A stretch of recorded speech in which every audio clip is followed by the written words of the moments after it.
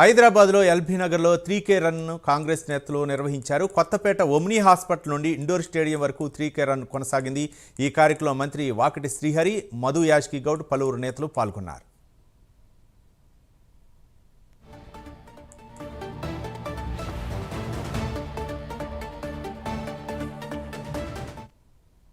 క్రీడాకారుల విషయాన్ని ఆలోచన చేయాలి.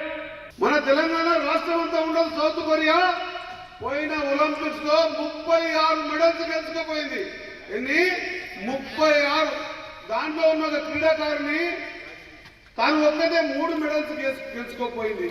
మరి 140 కోట్ల జనాభా కలిగిన మన భారతదేశంలో 29 రాష్ట్రాలు కలిగిన భారతదేశంలో ఒక్కటంటే ఒక్క మెడల్ రాలే.